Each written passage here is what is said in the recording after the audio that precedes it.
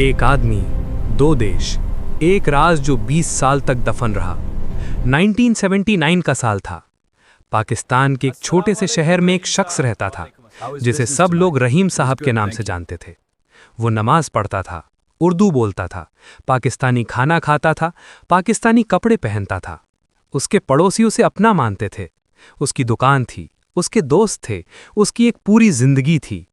लेकिन उस जिंदगी में एक ऐसा राज छुपा था जो अगर किसी को पता चल जाता तो उसी रात उसकी लाश किसी नाले में मिलती। वो रहीम साहब नहीं था, वो एक हिंदुस्तानी था, और वो वहां था भारत की खुफिया एजेंसी रॉ के लिए।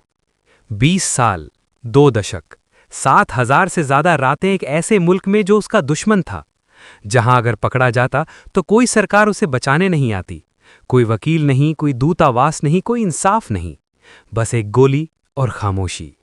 ये कहानी है उस इंसान की जिसने अपनी पूरी जिंदगी एक झूठ में बिताई ताकि उसका देश सच में जी सके। उत्तर प्रदेश के एक छोटे से कस्बे में 1940s के दशक में एक लड़का पैदा हुआ। घर में गरीबी थी लेकिन दिमाग तेज था, पढ़ाई में होशियार, भाषाओं में माहिर, हिंदी, उर्दू, अंग्रेजी सब कुछ बड़ी आसानी से सीख लेता था। लेकिन जो चीज उसे सबसे अलग बनाती थी वो था उसका चेहरा। उसका चेहरा इतना तटस्थ था, इतना आम कि उसे देखकर कोई नहीं कह सकता था कि वो हिंदू है या मुसलमान, भारतीय है या पाकिस्तानी। ये एक ऐसी खूबी थी जो जासूसों के लिए किसी खजाने से कम नहीं होती। 1965 की लड़ाई के बाद भारत और पाकिस्तान के बीच जो खाई थी वो और गहरी हो गई थी। Raw research and analysis wing जो सिर्फ 1968 में बनी थी, उसे ऐसे लोगों की सख्त जरूरत थी जो दुश्मन की जमीन पर जाकर आंखें और कान बन सकें।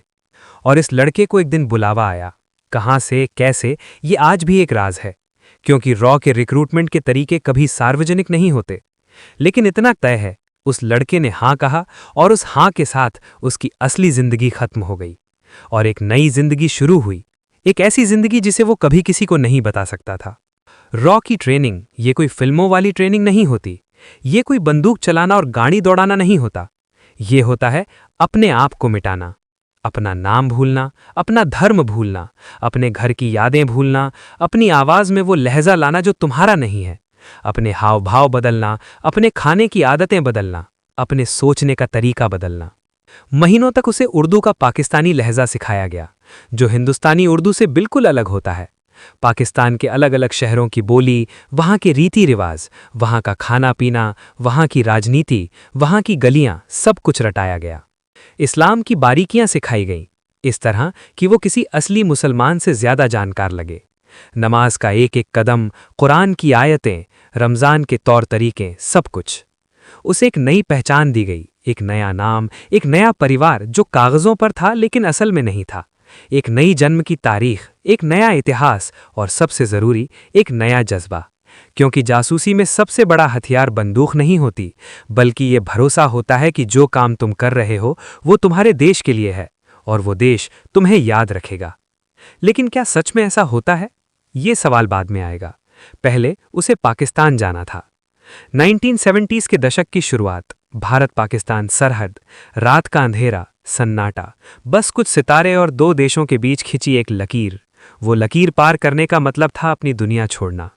उसके पास एक थैला था, उसमें कुछ कपड़े, कुछ कागजात और एक किंवदंती, एक बनाई गई कहानी जो उसकी पहचान थी। वो पाकिस्तानी था, वो वहीं पैदा हुआ था, वो कराची में बड़ा हुआ था, उसके माँ बाप मर चुके थे, वो एक छोटे कारोबारी था।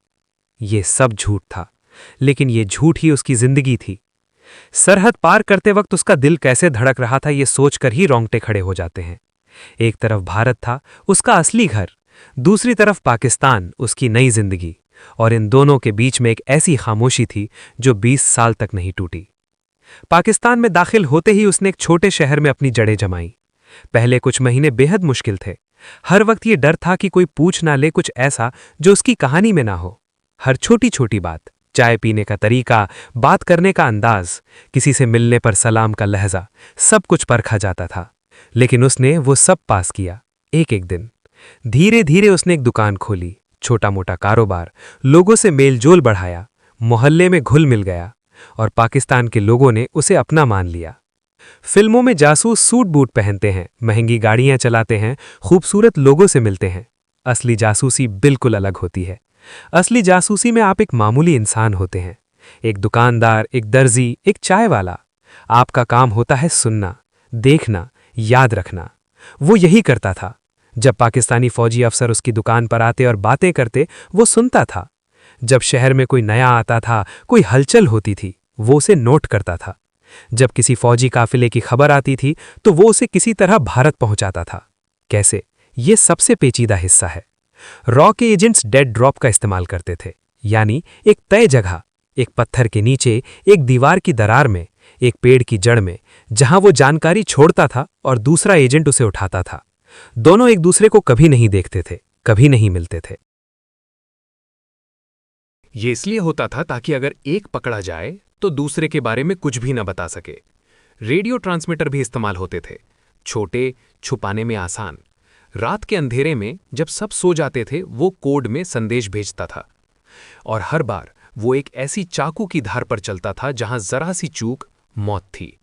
एक बार, और ये घटना उसने बाद में बताई, एक पाकिस्तानी खुफिया अधिकारी उसकी दुकान पर आया। बातचीत होने लगी, आम बातें। लेकिन फिर उस अधिकारी ने एक सवाल पूछा, ऐसा सवाल जो सिर्फ कोई पाकिस्तानी ही सही जवाब दे सकता था। एक बेहद स्थानीय संदर्भ, एक पुरानी घटना जो सिर्फ उस इलाके के लोग जानते थे। उसने 1 सेकंड के लिए सोचा और फिर जवाब दिया, बिल्कुल सही। उस अधिकारी ने मुस्कुराकर चाय पी और चला गया। लेकिन उस 1 सेकंड में उसकी पूरी जिंदगी उसके सामने से गुजर गई थी। वो जो जानकारियां भेजता था, वो कोई मामूली जानकारियां नहीं थीं। 1971 की जंग से पहले भारत को पाकिस्तानी फौज की तैनाती, उनके हथियार, उनकी रणनीति की जानकारी चाहिए थी। पूर्वी पाकिस्तान में क्या हो रहा था, ये भारतीय फैसलों के लिए बेहद जरूरी था। रॉ के एजेंट्स इस जानकारी का एक अहम हिस्सा थे। कहा जाता है कि 1971 की भारत की जीत, जो सिर्फ 13 दिनों में हुई और जिसने बांग्लादेश को जन्म दिया, उसमें खुफिया जानकारी की बहुत बड़ी भूमिका थी। जब इंदिरा गांधी ने फैसला किया कि भारत को दखल देना होगा, ये फैसला अंधेरे में नहीं हुआ था। ये उन जानकारियों की रोशनी में हुआ था जो पाकिस्तान की जमीन से आई थीं। उन जानकारियों में उस जैसे लोगों का खून और पसीना था। लेकिन जब भारत जीता, जो पूरा देश जश्न में डूबा था, तो वो क्या कर रहा था? वो पाकिस्तान में बैठा था, चुप, अकेला, क्योंकि उसका काम खत्म नहीं हुआ था। 20 साल, ये सिर्फ एक संख्या नहीं है। 20 साल मतलब अपनी माँ की मौत की खबर सुनकर भी रो न सकना, क्योंकि रोने की वजह बताना मुश्किल होती। 20 साल मतलब अपने बच्चों को बड़े होते न देखना। 20 साल मतलब किसी एक इंसान से भी सच न बोल पाना। इंसानी दिमाग इतना बोझ उठा सकता है, ये सोचकर हैरानी होती है। जासूसी की दुनिया में इसे लेजेंड मेंटेनेंस कहते हैं, यानी अपनी बनावटी कहानी को इतना जीना कि वो असली लगे। लेकिन जो लोग इस काम से गुजरे हैं, वो कहते हैं कि इसकी सबसे बड़ी कीमत मानसिक होती है। रात को नींद नहीं आती, सपने आते हैं असली घर के, असली नाम के, असली माँ की आवाज़ के, और फिर सुबह उठकर फिर वही चेहरा लगाना होता है। एक बार उसने अपनी एक डायरी में लिखा था, जो बाद में सामने आई, मैं नहीं जानता मैं कौन हूँ। मेरा असली नाम याद आता है तो लगता है किसी और की कहानी है। ये एक वाक्य किसी थ्रिलर उपन्यास की नहीं, बल्कि एक असली इंसान की पीड़ा है। 1980 का दशक, पाकिस्तान में जिया उल हक का राज। ISI, इंटर सर्विसेज इंटेलिजेंस, अपनी ताकत के चरम पर थी। अफगानिस्तान में सोवियत संघ के खिलाफ जंग चल रही थी। पाकिस्तान CIA और ISI का सबसे अहम केंद्र बन चुका था, और इस माहौल में जासूसों को पकड़ना ISI का सबसे बड़ा मिशन था। उसने महसूस किया कि कुछ बदल रहा है। उसकी दुकान के पास कुछ अजनबी दिखने लगे। उसके पड़ोसियों ने उससे कुछ अजीब सवाल पूछे। एक बार उसके घर की तलाशी हुई, रूटीन चेकिंग के नाम पर। उसने अपना रेडियो ट्रांसमीटर बहुत पहले ही एक सुरक्षित जगह छुपा दिया था। उसकी डायरी में कोई संदिग्ध बात नहीं थी। उसके कागजात बिल्कुल सही थे। तलाशी खाली हाथ लौट गई। लेकिन उस दिन के बाद उसने संपर्क और भी कम कर दिया। महीनों तक कोई जानकारी नहीं भेजी, बस इंतजार किया, बस जीता रहा। यही असली जासूसी है। जब तुम जानते हो कि खतरा है तो रुकना, छुपना और फिर सही वक्त का इंतजार करना। इन 20 सालों में उसने जो जानकारियां भेजी वो कितनी अहम थीं, हम पूरी तरह से नहीं जानते, क्योंकि रॉ अपने ऑपरेशंस को सार्वजनिक नहीं करती। लेकिन जो थोड़ा बहुत सामने आया है वो चौंकाने वाला है। पाकिस्तान के कुछ फौजी अड्डों की जानकारी, उनकी ताकत, उनकी कमजोरियां, पाकिस्तान के परमाणु कार्यक्रम की शुरुआती जानकारी। 1970 के दशक में जब पाकिस्तान ने परमाणु बम बनाना शुरू किया, उस वक्त जो भारत को खबरें मिली, उनमें से कुछ इन जैसे एजेंटों से आई थीं। पाकिस्तान चीन सहयोग की जानकारी और वो जानकारियां जो भारत की विदेश नीति के फैसलों में काम आई। एक देश की सुरक्षा ये सिर्फ फौजियों की वजह से नहीं होती, ये उन अनाम लोगों की वजह से भी होती है जो दुश्मन की धरती पर खड़े होकर अपनी जान जोखिम में डालकर आंखें खुली रखते हैं। 1990 के दशक की शुरुआत में उसे वापस बुलाया गया। कैसे, ये भी एक राज है, लेकिन जासूसी की दुनिया में वापसी की योजना पहले से बनी होती है। एक कोड होता है, एक संकेत होता है, और जब वो संकेत मिलता है तो एजेंट को किसी तरह निकलना होता है। भारत लौटने पर वो एक बिल्कुल अलग इंसान था। उसका असली नाम उसे याद तो था, लेकिन अजीब लगता था। उसके रिश्तेदार उसे पहचान नहीं पाए। उसका परिवार, जो उसके बिना बड़ा हुआ था, एक अजनबी की तरह था। सबसे दुखद बात ये थी, उसकी माँ उसका इंतजार करते करते मर चुकी थी, और वो वहाँ था, पाकिस्तान में, एक झूठे नाम के साथ। रॉ ने उसे कुछ पैसे दिए, एक छोटी सी जमीन और एक वादा कि उसकी सेवाएं देश के लिए अमूल्य थीं। लेकिन कोई सार्वजनिक सम्मान नहीं, कोई परेड नहीं, कोई मेडल नहीं, क्योंकि उसके काम को स्वीकार करने का मतलब था रॉ के तरीकों को उजागर करना, और वो भारत नहीं करता। वो अपने ही देश में एक अजनबी की तरह जीने लगा। भारत की खुफिया agency raw research and analysis wing 1968 में बनाई गई थी। इसके पहले प्रमुख थे रामेश्वर नाथ काव साहब एक दूरदर्शी इंसान थे। उन्होंने रॉ को एक ऐसी एजेंसी बनाया जो सिर्फ जानकारी नहीं जमा करती थी, बल्कि इतिहास बदलती थी। 1971 की जंग में रॉ की भूमिका को आज भी खुफिया रखा गया है, लेकिन जो थोड़ा बहुत सामने आया है उससे पता चलता है कि भारत की उस जीत में खुफिया काम की बहुत बड़ी भूमिका थी। रॉ ने पाकिस्तान में जो नेटवर्क बनाया था वो बेहद सावधानी से बनाया गया था। हर एजेंट को दूसरे से अलग किया जाता था, किसी को किसी के बारे में पूरी जानकारी नहीं होती थी। ये इसलिए ताकि एक धागा खिंचे तो पूरा जाल न उधड़े, और इसीलिए इन एजेंटों की कहानियां आज भी अधूरी हैं। अब जरा उस तरफ से सोचते हैं। ISI, inter services intelligence, Pakistan की सबसे ताकतवर संस्था। इसे दुनिया की सबसे खतरनाक खुफिया एजेंसियों में गिना जाता है। ISI ने भारतीय एजेंटों को पकड़ने के लिए एक खास विभाग बनाया हुआ था।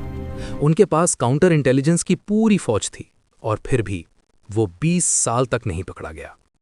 ये इस बात का सबूत है कि उसकी ट्रेनिंग कितनी पक्की थी, उसका दिमाग कितना तेज था, और उसकी हिम्मत कितनी गजब की थी। लेकिन ये भी सच है कि कुछ एजेंट पकड़े भी गए, और उनके साथ जो हुआ वो सुनकर रूह कांप जाती है। ISI के कैद खाने में भारतीय एजेंटों को सालों तक रखा गया। उनसे जानकारी निकालने के लिए हर तरह का दबाव डाला गया। उनमें से कुछ टूट गए, कुछ नहीं टूटे। जो नहीं टूटे उनकी कहानियां दर्दनाक हैं। सरबजीत सिंह का नाम शायद आपने सुना हो। वो एक ऐसे इंसान की कहानी है जो पाकिस्तान में पकड़ा गया और दशकों तक उसकी जेल में सड़ता रहा। उसकी मौत 2013 में एक जेल हमले में हुई। ये सिर्फ एक नाम नहीं है, ये एक चेतावनी है उस दुनिया की जहां हमारा नायक 20 साल रहा। अब एक असली नाम, रविंद्र कौशिक। ये वो इंसान है जिसकी कहानी सबसे ज्यादा सामने आई। ब्लैक टाइगर के नाम से जाना जाता है। रविंद्र कौशिक राजस्थान के श्री गंगानगर के रहने वाले थे। बचपन से ही नाटकों में काम करते थे। उनकी आवाज में जादू था, चेहरे पर भाव बदलने की अद्भुत क्षमता थी। 1975 में जब वो सिर्फ 23 साल के थे, रॉ ने उन्हें चुना। उन्हें पाकिस्तान भेजा गया। उन्होंने अपनी पहचान बदली, नाम रखा नबी अहमद शाकिर। कराची में पहले, फिर लाहौर में रहे। उन्होंने पाकिस्तानी लड़की से शादी की। ये उनकी कवर स्टोरी का हिस्सा था, लेकिन वो शादी असली थी। उनके बच्चे हुए। उन्होंने पाकिस्तानी फौज में नौकरी हासिल की और मेजर के पद तक पहुंचे। एक भारतीय पाकिस्तानी फौज में मेजर, ये सोचकर ही दिमाग चकरा जाता है। 15 साल तक उन्होंने पाकिस्तानी फौज की अंदरूनी जानकारियां भारत भेजी। फौजी अड्डों की जानकारी, हथियारों की तैनाती, रणनीतिक योजनाएं। 1983 में एक दूसरे एजेंट की गलती की वजह से वो पकड़े गए। ISI ने उन्हें गिरफ्तार किया, मुकदमा चला। पाकिस्तानी अदालत ने उन्हें पहले मौत की सजा दी, जो बाद में उम्र कैद में बदली। पाकिस्तानी जेल में उन्होंने सालों बिताए। उन्होंने भारत सरकार से मदद मांगी, बार बार चिट्ठियां लिखीं। उनकी मां ने प्रधानमंत्री तक को खत लिखे, जवाब नहीं आया। भारत ने कभी आधिकारिक तौर पर यह स्वीकार नहीं किया कि रविंद्र कौशिक उनके एजेंट थे, क्योंकि स्वीकार करना कमजोरी दिखाना होता है। 2001 में रविंद्र कौशिक की पाकिस्तानी जेल में मृत्यु हो गई। अकेले, अपने देश से दूर, अपने परिवार से दूर, अपने असली नाम से दूर। रविंद्र कौशिक की मां, जो श्री गंगानगर में रहती थीं, दशकों तक इंतजार करती रहीं। कृपया मेरी उन्होंने हर दरवाजा खटखटाया, हर नेता से मिली, हर अधिकारी से गुहार लगाई। एक मां जिसका बेटा देश के लिए गया था, और वो देश उसे वापस नहीं ला सकता था। उनकी बहन सुभाषिनी ने बाद में मीडिया को बताया, हमें नहीं पता था कि भाई कहाँ है। सालों तक अंधेरे में रहे। जब पता चला तो वो पाकिस्तानी जेल में थे, और जब वापस आने की उम्मीद जागी तब तक बहुत देर हो चुकी थी। ये कहानी सिर्फ एक जासूस की नहीं है, ये उस माँ की कहानी है जिसने अपना बेटा खोया, उस बहन की कहानी है जिसने अपना भाई खोया, उस पत्नी की कहानी है, पाकिस्तानी पत्नी की, जो नहीं जानती थी कि उसका पति कौन है। यहाँ एक बेहद जरूरी सवाल उठता है, जब एक जासूस किसी देश में जाकर लोगों का भरोसा जीतता है, उनसे दोस्ती करता है, उनसे प्यार करता है और फिर उनकी जानकारी दुश्मन को देता है, तो क्या यह नैतिक है? ये सवाल दुनिया भर के दार्शनिकों ने, नैतिकतावादियों ने पूछा है और जवाब हमेशा मुश्किल रहा है। रविंदर कौशिक की पाकिस्तानी पत्नी, उसने एक असली इंसान से शादी की थी। उसके बच्चों ने एक असली बाप को प्यार किया था। जब सच सामने आया तो उनका क्या हुआ? ये दर्द भी उतना ही असली है। जासूसी की दुनिया में हर जीत के पीछे कोई ना कोई टूटता जरूर है। ये वो कीमत है जो दुनिया अदा करती है जब देश आपस में दुश्मन होते हैं। भारत और पाकिस्तान के बीच जासूसी का ये खेल 1947 से चल रहा है, दोनों तरफ से, हमेशा। आईएसआई ने भारत में जासूस भेजे, रॉ ने पाकिस्तान में भेजे। कभी कभी दोनों एजेंसियां एक दूसरे के एजेंटों को पकड़ती हैं और उन्हें शो के तौर पर इस्तेमाल करती हैं, राजनयिक दबाव के लिए। कभी कभी एजेंट डबल एजेंट बन जाते हैं, यानी दोनों तरफ के लिए काम करने लगते हैं। और कभी कभी एजेंट बस गायब हो जाते हैं, कोई नहीं जानता क्यों, कहाँ। ये एक ऐसा खेल है जिसमें कोई फाइनल नहीं होता। जीत भी आती है, हार भी, लेकिन खेल रुकता नहीं, क्योंकि दो परमाणु शक्तियां जो एक दूसरे की आंखों में देखती हैं, उनके लिए ये खेल जरूरी है। ये एक कड़वी सच्चाई है, लेकिन सच है। दुनिया भर में ऐसे जासूस हुए हैं जिनकी कुर्बानी को बाद में सम्मान मिला। इजराइल में एली कोहेन की कहानी मशहूर है। उन्होंने सीरिया में सालों काम किया, पकड़े गए और 1965 में फांसी दी गई। आज इजराइल उन्हें राष्ट्रीय नायक मानता है। उनके नाम पर सड़कें हैं, किताबें हैं, फिल्में हैं। अमेरिका में CIA के वॉल ऑफ ऑनर पर उन एजेंटों के नाम हैं जो मरे, भले ही वो नाम गुप्त हों। भारत में रॉ के दफ्तर में कोई ऐसी दीवार है या नहीं, ये सार्वजनिक नहीं है, लेकिन ये होनी चाहिए। हर उस इंसान के लिए जो देश की सेवा में अपना नाम तक मिटा देता है, उसे कम से कम इतिहास की एक पंक्ति तो मिलनी चाहिए। आज के दौर में जासूसी की दुनिया बदल गई है। अब जासूसी सिर्फ इंसानों से नहीं होती, सैटेलाइट से होती है, साइबर स्पेस से होती है, ड्रोन से होती है, सोशल मीडिया से होती है। लेकिन, और ये जरूरी बात है, इंसानी खुफिया जानकारी आज भी सबसे कीमती है। एक मशीन ये नहीं बता सकती कि एक कमरे में बैठे लोगों के चेहरे पर क्या भाव है। एक सैटेलाइट ये नहीं सुन सकता कि किसी बातचीत में कौन सा राज छुपा है। इसीलिए रॉ, CIA, ISI, मोसाद सभी आज भी जमीनी एजेंट रखते हैं। और आज भी दुनिया के किसी कोने में कोई ना कोई ऐसा इंसान है जो एक झूठी पहचान के साथ जी रहा है, अपने देश के लिए, बिना किसी पहचान के, बिना किसी सम्मान के, बस एक उम्मीद के साथ। कहा जाता है कि रविंद्र कौशिक ने पाकिस्तानी जेल से अपनी मां को एक आखिरी खत लिखा था। उस खत में उन्होंने लिखा था, मां, मैंने जो किया वो मुझे गलत नहीं लगा, लेकिन तुम्हें इस दर्द में देखना, ये मेरी सबसे बड़ी सजा है। ये खत भारत सरकार के पास है या नहीं, किसी को नहीं पता। शायद किसी दफ्तर की फाइल में दबा हो, शायद किसी कागज की तह में, या शायद वो खत कभी भेजा ही नहीं गया, जेल की दीवारों में ही रह गया। लेकिन उसमें जो दर्द था वो आज भी जिंदा है। ये कहानी सिर्फ एक जासूस की नहीं है, ये उन हजारों लोगों की कहानी है जिनके नाम हम नहीं जानते, जो किसी सरहद के पार बैठे हैं, जो आज भी एक झूठी जिंदगी जी रहे हैं, जिनके परिवार इंतजार कर रहे हैं और जिन्हें पता है कि वो कभी खुलकर नहीं कह पाएंगे कि मैं हिंदुस्तानी हूं। भारत माँ के वो बेटे जो माँ की गोद से दूर दुश्मन की जमीन पर माँ की हिफाजत करते हैं, ये उनके लिए एक सलाम है। रविंद्र कौशिक, तुम्हें हम याद करते हैं। उन सभी अनाम जासूसों को जिनकी कब्रें भी हमें नहीं पता, उन्हें हम याद करते हैं। और उन परिवारों को जिन्होंने अपने लोगों को देश को सौंप दिया और बदले में सिर्फ खामोशी मिली, उन्हें हम याद करते हैं। देश की सुरक्षा की कीमत इतिहास की किताबों में नहीं लिखी होती, वो लिखी होती है उन माँओं की आंखों में जो रोज दरवाजे की तरफ देखती हैं, और उन बेटों की खामोशी में